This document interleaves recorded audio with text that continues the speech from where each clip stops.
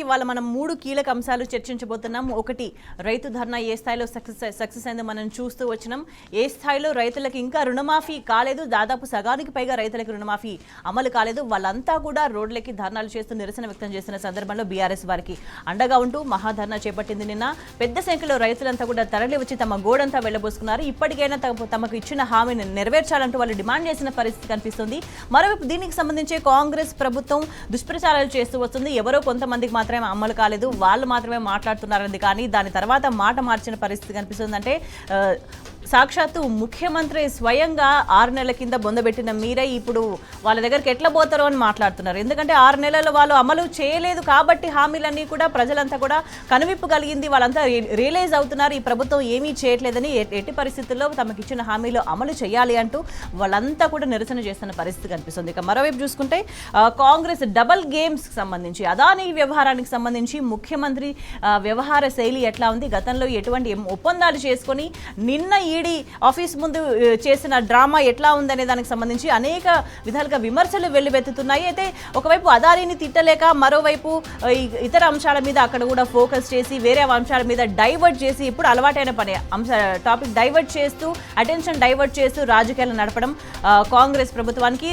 నిన్న సీఎం రేవంత్ రెడ్డి కూడా అదే వైఖరిని అవలంబించారు. అదానీని తిట్టలేక, ఇటువైపు గట్టిగా మాట్లాడలేక, అధిష్టానం నుంచి వచ్చిన ఒత్తిళ్లు, ఒకవైపు ఇక్కడ కాంగ్రెస్ ప్రభుత్వం అదానితో వ్యవహరిస్తున్న తీరుకు సంబంధించి తర్జన భర్జన పడుతూ మనస్ఫూర్తిగా లేకుండా ఆయన వ్యవహార శైలి ఎట్లా ఉందనే దాన్ని అందరూ గమనించిన పరిస్థితి కనిపిస్తుంది. ఇంకా మరో విషయం చూసుకుంటే, చాలా కీలకమైన విషయం, సీఎం సొంత ఊర్లో అక్కడ రుణమాఫీ పరిస్థితి ఎట్లా ఉంది అని కవర్ చేయడానికి వెళ్ళిన మహిళా జర్నలిస్టులపై దాదాపు 150 మంది అంతా కూడా చుట్టుముట్టి వాళ్ళ దగ్గరున్న డివైజెస్ లాక్కొని, ఫోన్స్ లాక్కొని వాళ్ళ పట్ల నిజంగా ఒక ఫిజికల్ అబ్యూస్ అనే విధంగా కూడా వ్యవహరించిన తీరు మనం నిన్న గమనించినాం.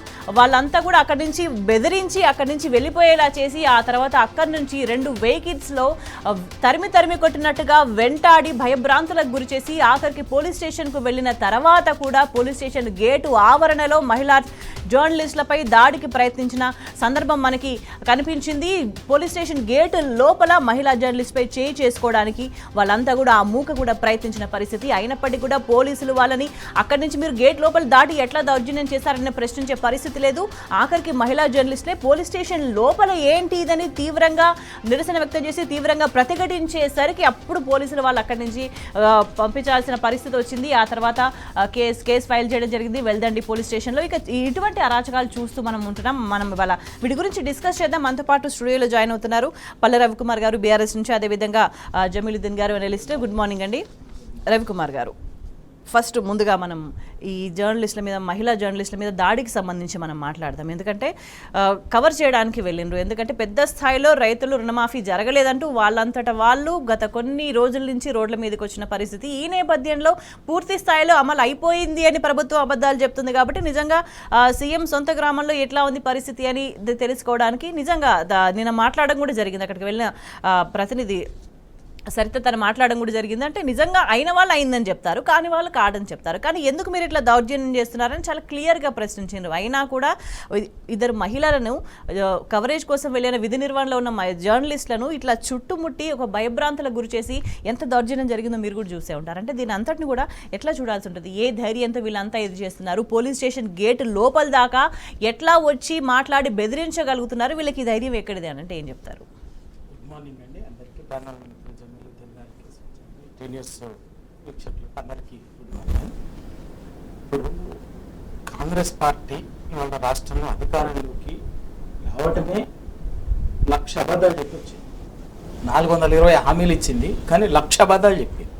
ప్రతిదీ అబద్ధం విషపూరితంగా వ్యవహరించి తెలంగాణ ప్రజల కొంత 10 ఏళ్ళు అధికారంలో ఉన్నప్పుడు కొంత చిన్న అసంతృప్తులు, రకరకాల కారణాలతోటి కొన్ని విషయాల్లో ఎక్స్పెక్టేషన్ తగ్గట్టు కొన్ని పరిష్కరించలేకపోవటం వల్ల ఒక సహజంగా ఉంటుంది. దాన్ని ఆసరగా తీసుకొని అసలు ప్రజల్లో విషం జిమ్మి, ఒకటి. రెండవది మోసపూరిత వాగ్దానాలు చేసి అధికారంలోకి వచ్చింది. సరే, అధికారంలోకి వచ్చిన తర్వాత ఆ పని చేసుకుంటూ పోయినా బాగానే ఉంటుంది. కానీ వాళ్ళు ఏదైతే ఇచ్చిన హామీలు ఉన్నాయో 420 హామీలు, వాటిని ఇంకా పాపులిస్టిక్గా ఏమి ప్రిసైజ్ చేసి 6 గ్యారంటీలు అని చెప్పేసి చెప్పారు. 6లో కూడా 13 హామీలు ఉన్నాయి. దాంట్లో ఒక్క బస్సులు మహిళలకు బస్సు అనేది ఖర్చు లేని పని పెట్టి ఇక మొత్తం అయిపోయిన 6 గ్యారంటీలు హామీ చేసినామని చెప్పేసి మొత్తం బక్వాస్ ప్రజల్ని తప్పుదోవ పట్టించే ప్రయత్నం చేసింది. అసలు వాళ్ళు అధికారంలోకి వచ్చిన మొదటి రోజే ద్రోహానికి పాల్పడ్డారు, నయవంచనకు పాల్పడ్డారు. ఏం చెప్పి అధికారంలోకి వచ్చిన ప్రమాణ స్వీకారం చేసిన రోజే తొలి రోజే వీటన్నిటికి సంబంధించిన ఇచ్చిన హామీలకు కార్యాచరణ అమలుకు సంబంధించిన నిర్ణయం తీసుకొని కార్యాచరణ మొదలు పెడతాం. తొలి సంతకం కూడా అక్కడే డిసెంబర్ 9వ తారీఖు మన లాల్ బహదూర్ స్టేడియంలో చేస్తామని చెప్పేసి చెప్పారు. అయిపోయింది. ఆ రోజు నుంచి మొదలైనటువంటిది ఒక్కటి మొదలు పెట్టాలి, ఏమి చేయకుండా దాదాపు 100 రోజులను తర్వాత మళ్ళీ 100 రోజులను మార్చిండ్రు. తర్వాత పార్లమెంట్ ఎన్నికలు అన్నారు, అయిపోయింది. ఇవాళ 6 నెలలు అవుతుంది. 6 నెలలు కూడా అయిపోయింది. 8 నెలలు అయిపోయింది. 9వ నెల నడుస్తున్నది ఇవాళ ఎప్పటికీ దాదాపు. ఇవన్నీ కూడా ఏ ఒకటి ఆచరణ చేయకుండా దానికి తోడు ఏంటంటే ఎప్పుడు డైవర్ట్ చేయటము, ప్రత్యర్థుల మీద బూత్ పురాణంతో దాడి చేయటము, ఒక ముఖ్యమంత్రి స్థాయి ఒక మంత్రి స్థాయి అనేటువంటిది కూడా లేకుండా నీచమైనటువంటి భాషతోటి మాట్లాడేటటువంటి ఒక కొత్త ధోరణికి ఒక కొత్త ట్రెండ్కు శ్రీకారం చుట్టిండు ఈ కాంగ్రెస్ ప్రభుత్వం, ముఖ్యమంత్రి రేవంత్ రెడ్డి గారు. దాంట్లో ఇవాళ 2 లక్షల రుణమాఫీ అని చెప్పాను, ఆగస్టు 15వ తారీఖు అని చెప్పేసి 2 లక్షల రుణమాఫీ. ఆ రోజు అధికారంలో రాకముందు రైతు డిక్లరేషన్ చెప్పిన రోజు వరంగల్లో స్వయంగా రాహుల్ గాంధీ గారు ప్రకటించారు రైతు డిక్లరేషన్ 2022 మేలో, డేట్ కరెక్ట్ ఎగ్జాక్ట్లీ డే నాకు గుర్తులేదు. ఆ రోజు ఏమని 49,000 కోట్లు రైతులకు రుణమాఫీ చేస్తామని చెప్పేసి చెప్పారు. ఏకకాలంలోనే ఒక్కటేసారి ఒక సింగిల్ సిగ్నేచర్తో చేసేస్తామని చెప్పేసి చెప్పారు. 65 లక్షల రైతులు అని చెప్పేసి చెప్పారు. కౌలు రైతులు ఇంకా ఏవేవో చెప్పారని చెప్పారు. అయిపోయింది. వచ్చిన తర్వాత మొన్న ఎప్పుడైతే బ్యాంకర్స్తో సమావేశం పెట్టి దీనికి సంబంధించి ఆ బ్యాంకర్స్తో SLBC state level bankers committee ఆ బ్యాంకర్స్తో సమావేశం పెట్టినప్పుడు స్వయంగా ముఖ్యమంత్రి గారు చెప్పింది 49,000 కోట్లు రైతులు మాకు రుణమాఫాలు మీరు మాకు సహాయం అని చెప్పేసి ఆ రోజు 42,000 కోట్లు అని చెప్పారు. తర్వాత మళ్ళీ 41,000 కోట్లకు వచ్చింది. తర్వాత 41,000 కోట్లు వచ్చింది. లేటెస్ట్గా జూలైలో మంత్రివర్గం దీనికి సంబంధించి నిర్ణయం తీసుకొని ప్రకటించింది. అమలు యొక్క ఆగస్టు 15వ తారీఖులోగా అమలు చేస్తున్నాం ఇంతమంది అని చెప్పేసి ఆ రోజు ప్రకటించింది. ఎంత 31,000 కోట్లు, 42 లక్షల మంది రైతులు. ఇప్పటికొచ్చేసరికి ఏమైంది? మీరే చెప్పారు బడ్జెట్లో ఎంత పెట్టారు? 26,000 కోట్లు. నిజంగా ఎంత మోసం మీద టెక్నికల్గా సాంకేతికంగా కొంత పెండింగ్ ఉందా పక్కకు పెట్టండి.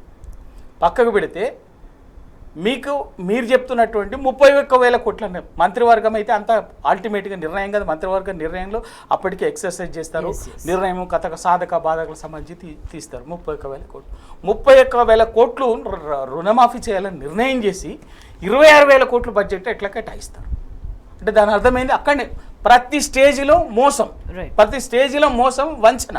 ప్రతి స్టేజ్లో 31,000 కోట్లని మంత్రివర్గం నిర్ణయం తీసుకొని ప్రకటిస్తుంది. అధికారికంగా స్వయంగా బడ్జెట్లోనేమో 26,000 కోట్లు పెడతారు. అయిపోయింది. మరి ఆ 26,000 కోట్లు లాస్ట్కి వచ్చేసరికి ఏమైంది? 18,000 కోట్లు అని చెప్పి 18,000 కోట్లు 3 దఫాలుగా 6,000 కోట్లు 6,000 కోట్లు 3 దఫాలుగా వేసి ఒక మంత్రి ఏమో ఒక రకంగా ఒక ముఖ్యమంత్రి ఏమో అసలు మొత్తం అయిపోయింది 31,000 కోట్లు అని చెప్పేసి ముఖ్యమంత్రి మాట్లాడతారు. అంటే మొత్తం అయిపోయిందని చెప్పడంతోనే రైతులకి ఆందోళన మొదలైంది. ఇంకా సగానికి పైగా కాని వాళ్ళు ఉన్నారు, అమలు కాని వాళ్ళు ఉన్నారు. అందుకే కదా మొత్తం అయిపోయిందని ముఖ్యమంత్రి చెప్పిండు, చెప్పేసిండు. ప్రపంచంలో ఎవ్వరు చేయలే ఇంత అద్భుతము, ఇక అసలు ఇంతకంటే రైతులకు 100 రోజుల్లో హామీలన్నీ అమలు చేసినామని చెప్పినప్పుడు ఇంత పెద్ద ఎత్తున నిరసన రాలేదు. సో ఈసారి కూడా అట్లానే నడిపించవచ్చు అనుకున్నారని భావించాలా? దాన్ని ఒక్కటేమంటే రైతుకు ఎవరికైనా కూడా ఏంటంటే రైతుకు ఒక ఆందోళన ఉంటుంది. మీరు నిజంగా అవుతుంది ప్రాసెస్ అవుతుంది అని చెప్పేసి చెప్పినా కూడా రైతుకు ఆందోళన వచ్చేది కాదు. కానీ ఏమైంది? అయిపోయింది, మొత్తం అయిపోయింది, ఇంకేమీ లేదు, 18,000 కోట్లు అయిపోయిందని చెప్పేసి అది జరుగుతుండగానే స్వయంగా డిప్యూటీ సీఎం గారు మొన్న ఏం చెప్పిండ్రు? మేము ఇచ్చినాం కానీ 7,500 కోట్లే రైతులకు చేరింది, ఇంకా బ్యాంకర్లు ఇస్తలేరు అని చెప్పేసి మాట్లాడు. అసలు ఒక్క ముఖ్యమంత్రి గారు ఒక మాట, డిప్యూటీ సీఎం గారు ఆర్థిక శాఖ మంత్రి శాఖ ఆయనకే ఉంది, Yes. వారొక మాట, ఒక మంత్రులు తలా ఒక మాట మాట్లాడుకుంటా కన్ఫ్యూజ్ చేయటం వల్ల ఏంటంటే రైతుల్లో ఆందోళన మొదలైంది. Yes. మీరు ఆ రోజు ఎన్నికలకు ముందు చెప్పిందేమో 62 లక్షల మంది రైతులు అన్నారు. క్యాబినెట్ నిర్ణయంకి వచ్చేసరికి 42 లక్షలు అయింది. ఇవాళటికి వచ్చేసరికి 22 లక్షలు మాత్రమే మీరే చెప్తున్నారు. అంటే ఈ లెక్కలు ఎక్కడి పోయినా, ఏ ప్రాతిపదికన వీళ్ళందరూ కట్ అయ్యిండ్రు, ఏ నిబంధనల కారణంగా అంతా కట్ అయింది అనేది ఇవాళ రైతులకు మొదలైంది. ఆ కాంటెక్స్ట్లో ఏమైందంటే భయం మొదలైపోయి, ఆ భయంతో నీకు ఒక్కొక్కరికి ఇవాళ ఏం జరుగుతుంది అసలు రైతు బంధుకు సంబంధించి స్వయంగా ఒక జర్నలిస్టులుగా ఎవరికైనా ఏముంటుంది, ఒక ముఖ్యమంత్రి ప్రధానమంత్రి సొంత గ్రామం సొంత ప్రాంతంలో వాళ్ళు ప్రాతినిధ్యం వహిస్తున్నటువంటి నియోజకవర్గంలోనే సమాజం ఇంట్రెస్ట్ కూడా ఉంటుంది. బట్ ఒక షాంపిల్గా చూస్తాం కాబట్టి ఒక స్టడీ టూర్ లాగా జనరల్గా ఏం చేస్తారంటే పోయిండ్రు అక్కడికి. విజయారెడ్డి సరిత యాదవ్ ఇద్దరు వెళ్ళిండ్రు. వీళ్ళే నిన్నమన్నా ఏదో వచ్చిన 15 సంవత్సరాలు అట్లా ఆ దుష్ప్రచారం కూడా చేస్తున్నాయి కాంగ్రెస్ గ్రూప్స్ అన్ని కూడా.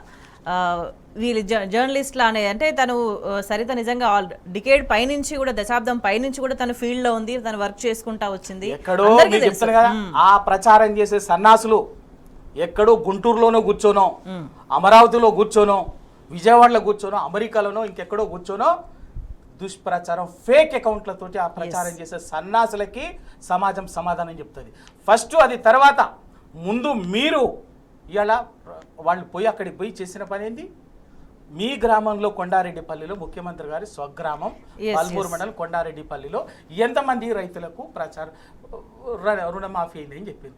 నిన్ననే ఒక వాళ్ళకు ఏదో తాత వరుస అవుతుంది, ఆయన స్వయంగా ఆయన పెద్ద మనిషి చెప్పిండుగా, నాకే కాలేదు ₹1,00,000 1,30,000 అయిందని చెప్పేసి చెప్పింది.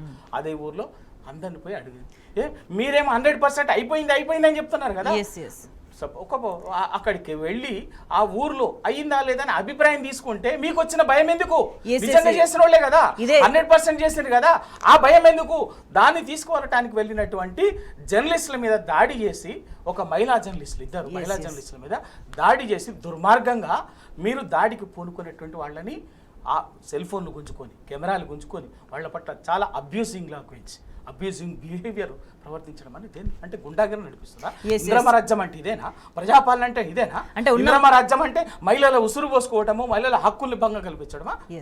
ఇవాళ ఖచ్చితంగా సరిత తెలంగాణ ఉద్యమం ఇవాళ కాదు, తెలంగాణ ఉద్యమంలో ఆ రోజు నుంచి 2009 నుంచి తెలంగాణ రాష్ట్రం సాధించేంత వరకు తెలంగాణ ఎజెండా పట్టుకొని గొంతెత్తి నిలబడినటువంటి అతి కొద్ది మహిళా జర్నలిస్టులలో మీకు తెలుసు, మీరు కూడా ఆ రోజు చలో ఇదే తెలంగాణ జర్నలిస్టు ఫోరం, ఆ రోజు ఇదే కాంగ్రెస్ ప్రభుత్వం ఆ రోజు తెలంగాణ ఉద్యమం పట్ల జర్నలిస్టుల పట్ల కర్కశంగా బిహేవ్ చేసినప్పుడు చలో అసెంబ్లీకి ముట్టడికి పిలిపిస్తే పరిగెత్తి అంతరం కూడా మేము నాయకత్వం వహించినటువంటి వాళ్ళమన్నా అక్కడ గన్ పార్క్ వరకు ఆగిపోతే మీరు స్వేచ్ఛగా మీరు చెప్తున్నాను వాళ్ళ ఉన్నారు, మీరే అప్రాపరేట్గా వాళ్ళ మీరు డిబేట్లో మీరు ఉన్నారు.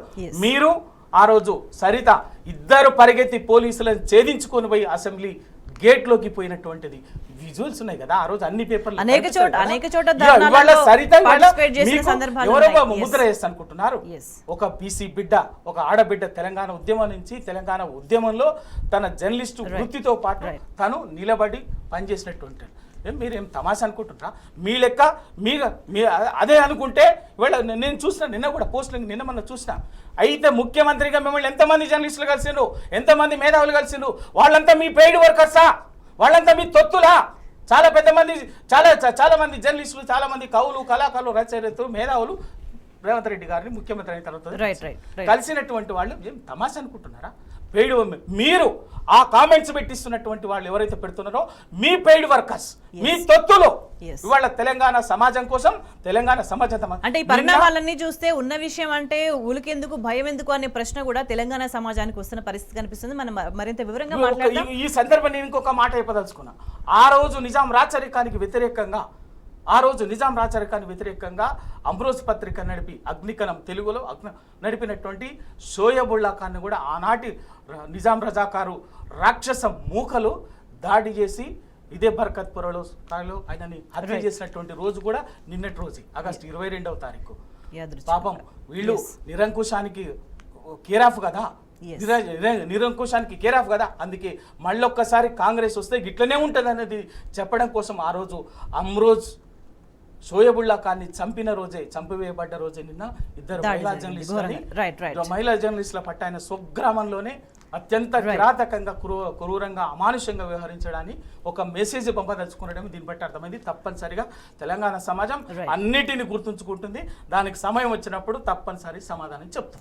రైట్ జమీలుద్దీన్ గారు, కాంగ్రెస్ ప్రభుత్వం నిజంగా ఎన్నికలకు ముందు ప్రజలకు అలవిగాని హామీలు ఇచ్చింది అని ఒప్పుకోక తప్పని పరిస్థితి త్వరలో రాబోతుందని భావించాలా? ఎందుకంటే ఏ హామీ అమలుకు సంబంధించి ప్రశ్నించినా కూడా కాంగ్రెస్ ప్రభుత్వం ప్రజల మీద దాడి చేస్తున్న పరిస్థితి కనిపిస్తుంది, పోలీసులతో దౌర్జన్యం చేస్తున్న పరిస్థితి కనిపిస్తుంది, నిన్న జర్నలిస్టుల మీద దౌర్జన్యం చేసిన పరిస్థితి. అంతకంటే ముందు ధర్నా చేస్తున్న రైతుల మీద 5 ఏళ్ళు 7 ఏళ్ళు 2 ఏళ్ళు ఇట్లా ఉండే సెక్షన్ల కింద కేసులు నమోదు చేసిన పరిస్థితి కనిపిస్తుంది. ఇది అంతటికి కారణం ఏందంటారు?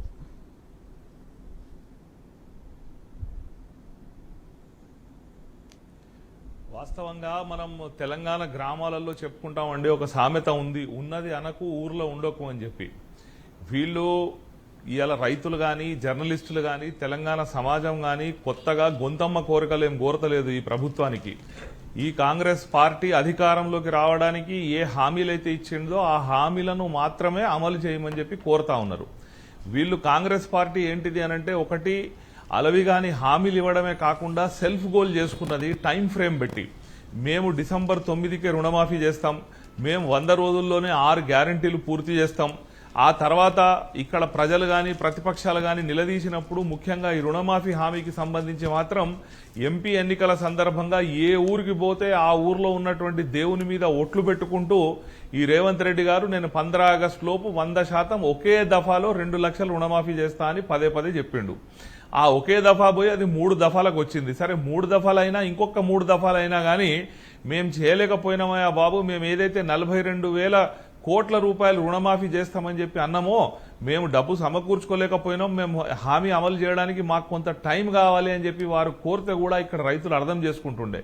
కానీ దానికి ఉల్టాగా అంతా అయిపోయింది రుణమాఫీ అని చెప్పి ఎప్పుడైతే ముఖ్యమంత్రి ప్రకటన చేసిండో దానికి భిన్నంగా ఉప ముఖ్యమంత్రి ప్రకటన వచ్చింది. ఏందనంటే మేము డబ్బులు పంపినాం కానీ బ్యాంకర్ల దగ్గర ఆగిపోయినాయి అని చెప్పి. అంటే ఈ రైతులంతా పోయి బ్యాంకుల మీద పడి బ్యాంకులను నిలదీయాలి, వాళ్ళ మీద లొల్లి పెట్టాలి, అంటే తమ్ము తప్పించుకొని బ్యాంకర్లను బలి చేయాలన్న ఒక కుట్ర.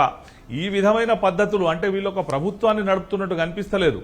ఈ ముఖ్యమంత్రి ఒక ప్రకటన, ఉప ముఖ్యమంత్రి ఒక ప్రకటన, మంత్రులు ఒక ప్రకటన, అంటే ఒక సర్కస్ కంపెనీ, ఒక డ్రామా కంపెనీ నడిపినట్టు వీళ్ళు నడిపే ప్రయత్నం చేస్తే ఈ రైతులు ఆగ్రహానికి గురవుతున్నారు, ఆందోళన చెందుతున్నారు, తద్వారా రోడ్ల మీదకి వస్తున్నారు, ధర్నాలు చేస్తున్నారు. దీనికి మద్దతుగా నిన్న బీఆర్ఎస్ పార్టీ కూడా ఒక ధర్నాలకు పిలుపునివ్వడంతో వాళ్ళకి ఇంకా నిద్రపట్టని పరిస్థితి వచ్చేసింది ఎవరు ఈ కాంగ్రెస్ పార్టీ నాయకులకు.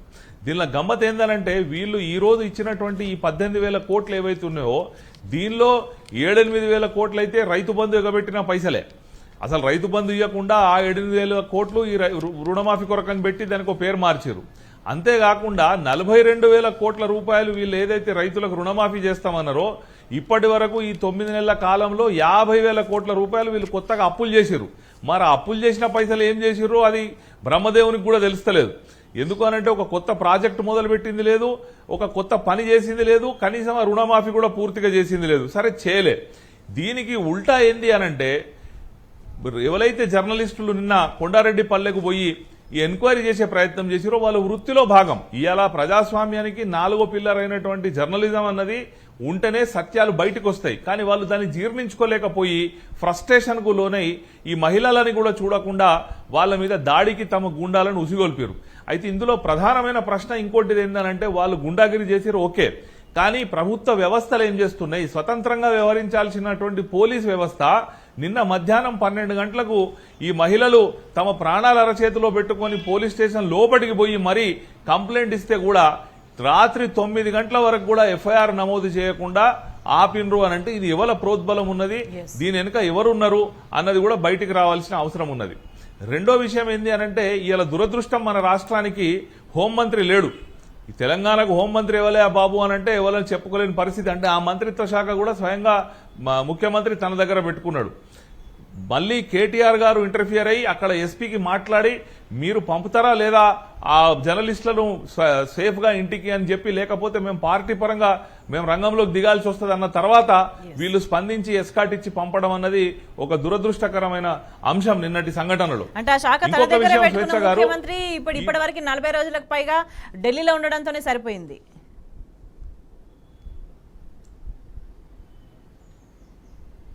నలభై రోజులు ఢిల్లీలో ఉంటాడు. ఆ ఢిల్లీలో ఉంటే కూడా ఈయనకు అపాయింట్మెంట్ దొరకలేదు. ఇంకొక గమ్మతైన విషయం ఏంటంటే అక్కడ ఢిల్లీకి నేను ఎంత గులాంగిరి చేస్తా, నేను రాజీవ్ గాంధీ విగ్రహం పెడతా, బాన్చన్ కాల్ మొక్తా అంటే కూడా కనీసం ఈయన 2 సార్లు పోతే ఈయనకు సోనియా గాంధీ అపాయింట్మెంట్ ఇవ్వలేదు, రాహుల్ గాంధీ అపాయింట్మెంట్ ఇవ్వలేదు. అంటే ఈయన స్థాయి ఏంది? వీళ్ళు తెలంగాణ ఆత్మగౌరవాన్ని మళ్ళీ ఢిల్లీ కాళ్ళ దగ్గర తాకట్టు పెడుతున్నారు. 2 సార్లు పోతే కూడా అపాయింట్మెంట్ దొరకని పరిస్థితి కూడా మనం చూస్తా ఉన్నాం. ఇది కాక మన మహిళా కమిషన్ ఉన్నారు. మొన్న కేటీఆర్ గారు యథాలాపకంగా ఏదో పార్టీ కార్యకర్తల సమావేశంలో మాట్లాడే సందర్భంలో ఒక మాట అన్నారని చెప్పి వారికి నోటీసులు ఇస్తామని చెప్పి ఎగిరినటువంటి మహిళా కమిషన్ మరి మహిళా జర్నలిస్టుల మీద దాడి జరిగితే ఇంతవరకు స్పందించలేదు. మహిళా కమిషన్ ముందుకు రావాలి, సుమోటోగా దీన్ని స్వీకరించాలి, అక్కడ పోలీసులను అడగాలి అసలు ఎఫ్ఐఆర్ నమోదు చేయడంలో ఇంత ఆలస్యం ఎందుకు జరిగిందని చెప్పి, ప్లస్ ఆ నిందితుల మీద కూడా చర్యలు తీసుకోవాలి. కానీ మరి ఆ మహిళా కమిషనా మహిళా కార్పొరేషనా అర్థం కాని పరిస్థితిలోకి మహిళా కమిషన్ వెళ్ళిపోయింది. ఇది ఒక దురదృష్టకరమైన విషయం. అంతేకాకుండా ఈరోజు నిన్నటి మహిళా జర్నలిస్టుల మీద దాడే కాకుండా ఈ పోలీస్ యంత్రాంగం ఎంత ప్రతిపక్షాల మీద కేసులు పెట్టడంలో ఎంత యాక్టివ్ ఉందంటే, నిన్న హరీష్ రావు గారు యాదగిరి గుట్టకు వెళ్లి అక్కడ ఏదైతే ప్రతి దేవుని మీద ఒట్టు పెట్టుకుంటా నువ్వు పాపం చేసినావో ఆ పాపం తెలంగాణ ప్రజలకు అంటుకుంటుందని చెప్పి వారు అక్కడ పూజా కార్యక్రమం నిర్వహిస్తే హరీష్ రావు గారి మీద ఎఫ్ఐఆర్ చేయాలని చెప్పి అక్కడ ఆలయ ఈఓ గారు ఒక దరఖాస్తు ఇస్తారు. పోలీసులు వారిపై ఎఫ్ఐఆర్ నమోదు చేసే ప్రయత్నం చేస్తున్నారు. ఇంకా ఎఫ్ఐఆర్ అయిందా లేదా సమాచారం లేదు. కానీ వారు ఈఓ గారు దరఖాస్తు ఇచ్చారు పోలీస్ స్టేషన్లో. ఏంటంటే హరీష్ రావు గారు వచ్చి ఇక్కడ సంబంధించిన పూజారులు కాకుండా బయట వాళ్ళని వచ్చి పూజ చేసిరని చెప్పి. అంటే ప్రతిపక్షాలను వేధించడానికి కేసులు పెట్టడం, ఎవరైతే ప్రజా సమస్యల మీద నిలదీస్తున్నారో వాళ్ళను బెదిరించడం, భయభ్రాంతులకు గురి చేయడం. అంటే మరి మరో ఎమర్జెన్సీ గిట్ట తెలంగాణలో పెట్టే ఆలోచన ఉందా ఈ కాంగ్రెస్ ప్రభుత్వానికి? ఆ రోజు ఇంద్రమ్మ రాజ్యం తెస్తామంటే అక్కడ ఇందిరాగాంధీ గారు దేశవ్యాప్తంగా ఎమర్జెన్సీ పెట్టినట్టు ఇవాళ తెలంగాణలో రేవంత్ రెడ్డి గారు ఎమర్జెన్సీ పెట్టి మరి పరిపాలన చేయాలనుకుంటురా? అర్థం కాని పరిస్థితి ఉన్నది. నిన్న ధర్నాలు చేస్తే కూడా బీఆర్ఎస్ పార్టీ క్యాడర్ను కూడా చాలా జాగాల్లో అక్రమంగా అరెస్ట్ చేసిర్రు, ముందస్తు అరెస్ట్ చేసిర్రు, సాయంత్రం వరకు వాళ్ళని పోలీస్ స్టేషన్లో కూర్చోబెట్టిర్రు, రకరకాల ఇబ్బందులు పెట్టి బెదిరింపులకు పాల్పడతా ఉన్నారు. అంటే ఒక్క డౌట్ చాలా క్లియర్ గా వస్తుంది జమీలుద్దీన్ గారు, ఇచ్చిన హామీలు అమలు చేస్తే సమస్య ఉండకపోయేది. అమలు చేయకుండా అమలు చేయండి అని అడిగిన వాళ్ళ మీద ఎవరైతే వాళ్ళ మీద దౌర్జన్యం చేస్తూ వస్తున్నారు, పోలీసులు పెట్టి భయపట్టిస్తూ వస్తున్నారు, దాడులు చేస్తూ వస్తున్నారు. నిన్న కూడా అనేక చోట్ల అడ్డుకుంటూ వచ్చారు. రైతు ధర్నాలకు వస్తున్న వాళ్ళ మీద అనేక చోట్ల అడ్డగించిన పరిస్థితి కనిపిస్తుందంటే ఇవన్నీ చేయాల్సిన అవసరం ఏంది? ఇచ్చిన హామీలు ఇచ్చిండ్రు, అమలు చేయొచ్చు కదా. అంటే అమలు చేయలేక ఇంకా అమలు చేయడం సాధ్యం కాదు కాబట్టే కాలయాపన చేయడము, ఇంకో విధంగా చేయడము, అటెన్షన్ డైవర్షన్ చేయడము, ఇంకో టాపిక్ మీద మళ్లించడం, దృష్టి అంతా కూడా ఇవన్నీ జరుగుతున్నాయని భావించాలా?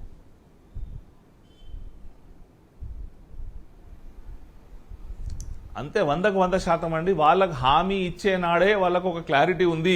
ఈ హామీలు ఈ 420 అన్న ఫిగర్ కూడా వాళ్ళు బహుశా అందుకే పెట్టుకున్నారు. ఇది మేము అమలు చేయలేము, ఏవో పైన 4 చేసేసి. స్వయంగా ముఖ్యమంత్రి గారు చెప్పిండు కదండి, ఇక్కడ లంక బిందెలు ఉన్నాయనుకొని వచ్చినా ఖాళీ బిందెలు దొరికినాయి అని. అంటే ఆయన ఏదో దోసుకుందామని వచ్చిండు, దాచుకుందామని వచ్చిండు.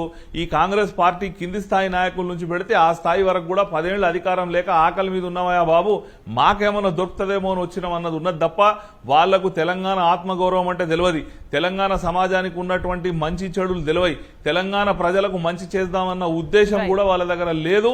కాబట్టే వాళ్ళు ఈ రకరకాల డైవర్ట్ టాక్టిక్స్, ఇప్పుడు నిన్న ఏదైతే ర్యాలీ తీసిరో ఈడీ ఆఫీస్ దగ్గరికి, అది అసలు హిపోక్రసీ అంటారా, దాన్ని ఇంకేమన్నంటారా అర్థం కాని పరిస్థితి. ఒక చేతనేమో ఇదే ముఖ్యమంత్రి రేవంత్ రెడ్డి గారు అదానికి రెడ్ కార్పెట్ పరిచి పిలిచి ఇక్కడ పనులప్ప చెప్తాడు. ఆ కరెంటు బిల్లు వసూలు చేసే పని ఎలాంటి టెండర్ లేకుండా, నువ్వు ఏదైనా పని అప్ప చెప్పేది ఉంటే ప్రైవేట్ కంపెనీకి నువ్వు టెండర్ పిలవాలి. నువ్వు టెండర్ పిలవకుండా అదానికి కరెంటు బిల్లు వసూలు చేసే పని నువ్వే అప్ప చెప్తావు. నువ్వే అదాని అండ్ సెబీ నెక్సెస్ ఏంటిది అని చెప్పి ఈడీ ఆఫీస్ ముందట ధర్నా చేస్తావు. చేస్తావు. ఆ ధర్నాలో కూడా అదాని మీద మాట్లాడడానికి నీకు నోరు రాదు. నోరు రాకుండా అక్కడ కూడా పోయి కేసీఆర్ గారిని, కేటీఆర్ గారిని, హరీష్ రావు గారిని తిట్టడం. నీకు మేము రాజీవ్ గాంధీ మాట్లాడుకుంటున్నారు, మరోవైపు ఏంది వైఖరిని నవ్వుకుంటున్న పరిస్థితి కనిపిస్తుంది. అంటే అధిష్టానం ఒక మాట చెప్తుంది, హైకమాండ్ ఒక మాట చెప్తుంది, రాష్ట్రంలో ఉన్న కాంగ్రెస్ ఇంకోలాగా మాట్లాడుతుంది. మనం మరింత వివరంగా చర్చిద్దాం. రవి గారు, ఇంతకుముందు జమీరుద్దీన్ గారు కూడా అన్నారంటే ఈ ఈడీ ఆఫీస్ ముందు ధర్నాకు సంబంధించి ఒకవైపు ఖర్గేని కాదు అనలేక, ఇంకొక వైపు ఒప్పందం చేసుకున్నారు, మరి అదానీని తిట్టలేక తర్జన భర్జన. అంటే అసలు విషయాన్ని దాటవేస్తూ, అంటే ఆ హామీలకు సంబంధించి అటు చేసుకుంటూ వచ్చిండ్రు, ఇప్పుడు వీళ్ళు మాట్లాడిన మాటలకు సంబంధించి కూడా నిన్న అదానీని తిట్టడానికి ఇబ్బంది పడతా మిగతా విషయాల మీద అటెన్షన్ డైవర్షన్, సంబంధం లేని విషయాలు, ఆ సెబీకి సంబంధించిన దాని మీద ఫోకస్ చేయడము, మళ్ళీ కేసీఆర్ కేటీఆర్ మీద ఘాటు వ్యాఖ్యలు చేయడము, రాజీవ్ గాంధీ విగ్రహం ప్రస్థానం, అక్కడేం అవసరం అండి విగ్రహం ప్రస్థానం తీసుకురావాల్సిన అవసరం, దేనికోసం పోయిను, దేనికోసం మాట్లాడుతున్నారు అనేది అంత నవ్వుకుంటున్న సిచ్యువేషన్ కనిపిస్తుంది. ఎట్లా చూస్తారు వైఖరి? చూచారా, ముందుగా ఇందాకటి దానికి సంబంధించి ఒక మాట. రైట్. నిన్న జర్నలిస్టుల మీద, మహిళా జర్నలిస్టుల మీద జరిగినటువంటి దాడిని విజయారెడ్డి, సరిత ఈ సంఘటనకు సంబంధించి తెలంగాణ మహిళా కమిషన్ సుమోటోగా స్వీకరించి విచారణ జరిపించాలి, ఇమీడియట్గా విచారణ జరిపించాలి. లేదు సుమోటోగా స్వీకరించకపోతే తప్పనిసరిగా మేమే మహిళా కమిషన్కు ఫిర్యాదు కూడా చేస్తాం. ఓకే, అది నేను మహిళా కమిషన్కు చైర్పర్సన్ గారికి ఈ సందర్భంగా నేను విజ్ఞప్తి చేస్తున్నాను. రైట్. ఇప్పుడు ఇక మీరు అడిగినటువంటి అదానికి సంబంధించినటువంటిది, ఇప్పుడు అదానికి సంబంధించి రేవంత్ రెడ్డి అదాని అక్రమాలకు సంబంధించి విచారణ జరపాలని చెప్పేసి వాళ్ళ నిన్న ఈడీ ఆఫీస్ ముందు ధర్నా చేయటం అంటే ఇంకా నవ్వుకోవడం తప్ప ఇంకేం లేదు, ఇంకా మాట్లాడటానికి ఏం లేదు. ఎందుకు అంటే ఇదే తెలంగాణలో అదాని తెలంగాణలో పెట్టుబడులు పెడతానని చెప్పేసి 10 సంవత్సరాలు కేసీఆర్ గారిని వెంటబడితే కేసీఆర్ అడుగు పెట్టనీయలే. 9.5 సంవత్సరాలు గుర్తుపెట్టుకోండి, 9.5 సంవత్సరాలు అదానిని అడుగు పెట్టనీయలే తెలంగాణలో, కనీసం కలవటానికి కూడా సిద్ధపడలేదు. కానీ మీరు అధికారంలోకి వచ్చిన వెంటనే దొంగచాటుగా దావోస్కు పోయి అదే అదానితోటి లోపాయికారిగా అక్రమ ఒప్పందాలు కుదుర్చుకున్నటువంటి వాళ్ళు ఎవరు? ప్రపంచానికి తెలుసు కదా. ఒప్పందాలు దేంట్లో గ్రీన్ ఎనర్జీలో కానీ, సిమెంట్స్ రంగంలో కానీ, మిగతా రిలేటెడ్ వాటిలో దాదాపు 12,000 చిల్లర కోట్లకు పెట్టుబడులు పెట్టడానికి మీరు ఒప్పందం కుదుర్చుకున్నామని చెప్పేసి గొప్పగా చెప్పింది. దాని వెనుకున్నటువంటి అక్రమ సంబంధం ఏందో తెలుసు, ప్రపంచానికి తెలుసు, తెలంగాణ సమాజానికి తెలుసు. అంత విజ్ఞత లేకుండా లేదు తెలంగాణ సమాజం, తెలుసు. అయితే అదే కాకుండా దానికి స్పష్టంగా హైదరాబాద్ ఒప్పందం కుదుర్చాడు కాకుండా అదాని సంస్థకి హైదరాబాద్లో పాత బస్తీలో బిల్లు చెల్లింపులకు సంబంధించినటువంటి పని కూడా పైలట్ ప్రాజెక్టుగా అప్పచెప్పినటువంటి విషయం కూడా తెలంగాణ సమాజం చూస్తూనే ఉన్నది. దాని వెనుక కథలు ఏందో, ఉద్దేశాలు ఏందో, కోన్ బడే బాయ్, కోన్ చోటా బాయో దాంట్లో అందరికీ తెలుసు. బడా బాయ్ ఎవరో, చోటా బాయ్ ఎవరో ఆ విషయంలో తెలుసు. అదే మీరు ఇవాళ మళ్ళీ అధిష్టానం కాదనేసరికి గత్యంతరం లేక ఈడి దగ్గరికి వచ్చి ధర్నా ఇస్తున్నారు. ముందు ఫస్ట్ మీకు నిజాయితీ ఉంటే మీరు దేని మీద అయితే మాట్లాడుతున్నారు, అదాని అవినీతి అక్రమాలకు సంబంధించి సెబీ చైర్పర్సన్ అవినీతి అక్రమాలకు పెట్టుబడులకు సంబంధించి జాయింట్ పార్లమెంటరీ కమిటీ వెయ్యాలని చెప్పేసి అడుగుతున్నారు కదా. అది అడిగే కంటే ముందు మీరు అదానితో చేసుకున్నటువంటి లోపాయి ఒప్పందాలు, అక్రమ ఒప్పందాలకు సంబంధించి రద్దు చేయండి ఫస్ట్. రద్దు చేసి మాట్లాడండి. కానీ ఆ పని చేయకుండా, దాని గురించి ఏమీ మాట్లాడకుండా ఈయనొక్కడే తెలివికలైనట్టు మిగతా తెలంగాణ సమాజం అంతా తెలివి తక్కువలైనట్టు వ్యవహరించి అక్కడికి వెళ్ళి కూడా చేసిన పని ఏంటంటే మళ్ళీ కేటీఆర్ వ్యక్తిగత దూషణలు మాట్లాడారు. అంటే ఇలా రద్దు చేయండి అని ఎవరు అడిగేంత ఆలోచన అక్కడ దాకా పోద్దు, వేరే విషయం చెప్పి డైవర్ట్ చేయడం. అక్కడికి వెళ్ళి కూడా మాట్లాడిందండి, రాజీవ్ గాంధీ విగ్రహం మాట్లాడింది. ఎస్, బరాబర్, ఖచ్చితంగా చెప్తాం. తెలంగాణ సచివాలయం, తెలంగాణ స్వయం పరిపాలన అస్తిత్వ చిహ్నం, తెలంగాణ పరిపాలన సౌరభానికి సంబంధించినట్టు కేంద్రం, దాంట్లో సాంస్కృతిక, సాహిత్య, సాధికారత అన్నిటి అస్తిత్వం ఉన్నటువంటి కేంద్రం అక్కడ బరాబర్గా తెలంగాణ తల్లి విగ్రహం ఉండాలి తప్ప రాజీవ్ గాంధీ విగ్రహం ఉండకూడదు, అవసరం లేదు, రాజీవ్ గాంధీ వద్దు అని చెప్పేసి చెప్పినాం. ఒకవైపున పరిపాలనా కేంద్రము, మరోవైపున తెలంగాణ అమరవీరుల అమరజ్యోతి నిరంతరం పెడుతూ అక్కడ ఏర్పాటు చేసినటువంటి పైలాన్లో తెలంగాణ తల్లి విగ్రహం ఏర్పాటు చేయాలని చెప్పేసి అది ప్రభుత్వం నిర్ణయించింది, ఏర్పాటు చేసింది. అక్కడ మీరు మీ వంకర బుద్ధి చూపించి ఒక జాతీయ నాయకుడు అని చెప్పేసి రాజీవ్ గాంధీని తీసుకొచ్చి నీ కాంగ్రెస్ కార్యకర్తల్ని రెచ్చగొట్టడం కోసము నీ ఢిల్లీలో సోనియా గాంధీ రాహుల్ గాంధీని మెప్పు కోసం నువ్వు ఆడ రాజీవ్ గాంధీ విగ్రహం తీసుకొస్తున్నావు. ఖచ్చితంగా ఎటువంటి పరిస్థితి అయినా కూడా అందుకే మరి భయపడ్డారు కాబట్టి కాంగ్రెస్ పార్టీ భయపడింది కాబట్టి టిఆర్ఎస్ కార్యాచరణలోకి దిగింది కాబట్టి వాళ్ళు అనివార్యంగా మీరు భయపడి బెంబేలెత్తి అప్పటికప్పుడే మెయిన్ గేట్ ఎదురుగా తెలంగాణ తల్లి విగ్రహం పెడతామని చెప్పేసి చెప్పింది. అదొక సబ్జెక్టు. అంటే అక్కడికి వెళ్ళి కూడా ఈ విషయం మాట్లాడటము, తర్వాత కేసీఆర్ గారు కేటీఆర్ గారు దీని మీద నుంచి మాట్లాడాలని చెప్పేసి డైవర్ట్ చేసి బండబూతులు మళ్ళీ బూత్ పురాణం అందుకున్నారు. డైవర్షన్ కేవలం ఏంటంటే ఎప్పటికప్పుడు ఇష్యూని తనకు ఇబ్బందిగా మారేటటువంటి ప్రతి అంశాన్ని ఎప్పటికప్పుడు డైవర్షన్ బూత్ పురాణంతో. ఎందుకు బూత్ పురాణం అందుకుంటుండంటే ఆయన తిట్ల పురాణం ఎందుకు అందుకుంటుండంటే తనకు ఏదైనా సమస్య ఇబ్బందికరమైన సమస్య వచ్చినప్పుడు ఆయనకు ప్రత్యామ్నాయ మార్గం, ఆయనకు మిగిలిన ఏకైక మార్గం ఏంటంటే ఎదుటివాడిని బూత్ పురాణం అందుకోవటము, అందుకొని మీడియాని పబ్లిక్ మైండ్ని అటెన్షన్ డైవర్ట్. అంటే మొదటికెళ్ళి కూడా అటెన్షన్ డైవర్షన్ కోసమే ఏదోటి చేసుకుంటూ వస్తారు. నిన్న అంత స్థాయిలో సగానికి పైగా రైతులు రుణాలు మాఫీ కాలేదని అంత పెద్ద ఎత్తున ధర్నా చేస్తే ఈ 2 దినపత్రికలకు ఎక్కడ కనిపించలేదు. అంటే మళ్ళీ కాళేశ్వరం పేరు మీదకి వెళ్ళి అటెన్షన్ డైవర్షన్. అంటే సంతకాల కోసం ఒత్తిడి చేసిండ్రు, ఫోన్ చేసి సమస్య ఏంటని తొందర పెట్టిండ్రు అని చెప్పేసి. సమస్య ఏంటని తొందర పెడితే ప్రాజెక్ట్ ఎట్లా వేస్ట్ అయిపోతుంది, నీళ్ళు అయితే వస్తున్నాయి కదా. ఇక్కడ కూడా మళ్ళీ ఒత్తిడితోనే డిజైన్లకు ఆమోదం, ఫ్లడ్ లైట్ల వెలుతురులో హడావిడిగా పనులు, అంటే నిర్ణీత గడువులోగా పని చేయాలని చెప్పేసి ఒత్తిడి అయింది కాబట్టి ప్రాజెక్ట్ అనేది తప్పైపోయిందని చెప్పేసి అన్ని తప్పుడు వార్తలు రాసుకుంటా ప్రజలకి తప్పుడు అభిప్రాయాలు వచ్చే విధంగా ఇవన్నీ ప్రచారాలు చేసుకుంటా పోతున్నారు. అంటే నిజంగా తప్పయి ఉంటే గనక ప్రాజెక్ట్ పనిచేస్తున్నది కదా, రైతులకు నీళ్ళు అందుతున్నాయి కదా. నేను చెప్తాను ఇప్పుడు వెలుగు పత్రిక V6, ఇది వెలుగు పత్రిక V6. వెంకటస్వామి గారు వివేక్ గారు ఇదే టీఆర్ఎస్ పార్టీలో ఉన్నప్పుడు 18 వరకు టీఆర్ఎస్ పార్టీలోనే ఉన్నారు. అప్పుడు ఆ V6 ఆ వెలుగు పత్రిక కాళేశ్వరం గురించి ఏం మాట్లాడింది, ఏం రాసిందో ఒకసారి వెనక్కి రివైండ్ చేసుకుంటే చాలు. ఎందుకంటే మనం ఒక పత్రికని వాళ్ళ మాట్లాడు ఆ రోజు కాళేశ్వరం అనేది అద్భుతము, దానికి అది ఇది అని చెప్పేసి అసలు రాయని రాతలు రాసింది. వాళ్ళ రాజకీయ అవసరాల కోసము సరే దాని వెనుక ఎవరు ఉన్నారు ఏందని అందరికీ తెలుసు. వాళ్ళ ఆ అభిప్రాయంతో కాళేశ్వరము అనేది గోదావరి జలాల్ని తెలంగాణకు పూర్తి స్థాయిలో వినియోగించుకోవటం అనేదే మొదటి నుంచి తెలంగాణ వ్యతిరేక శక్తులకి. ఇక్కడ తెలంగాణ వాళ్ళు అయ్యుండి తెలంగాణ వ్యతిరేక శక్తులకు తొత్తులుగా తాబేదారులుగా పనిచేసేటటువంటి వాళ్ళకి ఎన్నడూ కూడా గోదావరి జలాలు తెలంగాణకు పూర్తి స్థాయిలో ఉపయోగించుకోవటం ఇష్టం లేదు. ఎందుకంటే ఇక్కడ పూర్తి స్థాయిగా తెలంగాణ వాడుకుంటే కింద పోలవరము ఇంకా మిగతా దానికి అక్కడికి రాయలసీమకు మళ్లించేటటువంటి వాళ్ళ పనులకు ఇది అడ్డంకి. కాబట్టి ఎప్పుడు కూడా ఇట్లనే పెండింగ్లో ఉండాలి సంవత్సరాలు.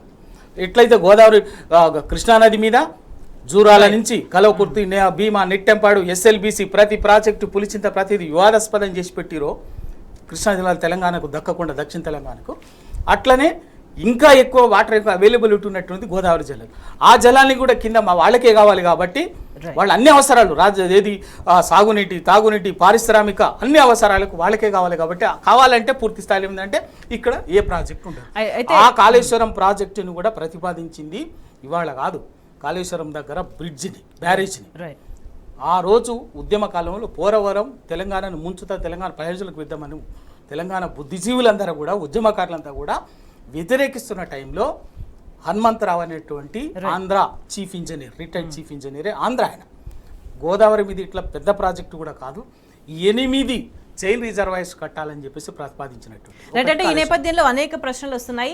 జమీలుద్దీన్ గారు, అంటే నిర్మాణం సరిగ్గా ఉండకపోతే గనక నిజంగా అంటే ఇన్ని నెలల పాటు కాంగ్రెస్ ప్రభుత్వం చెప్పిన మాటలు వింటూ వచ్చిన ప్రజలు పంటలు నష్టపోయి నిజంగా పంటలు వ్యవసాయం చేసుకోలేని పరిస్థితి వచ్చిన తర్వాత నిర్మాణమే సరిగ్గా లేకపోతే ఎట్లా పనిచేస్తుంది అనేది ఒక బేసిక్ డౌట్ వస్తుంది. అంటే దీన్ని కూడా ఒక అటెన్షన్ డైవర్షన్ ఇష్యూ లాగానే చూడాల్సిన అవసరం కనిపిస్తుందా?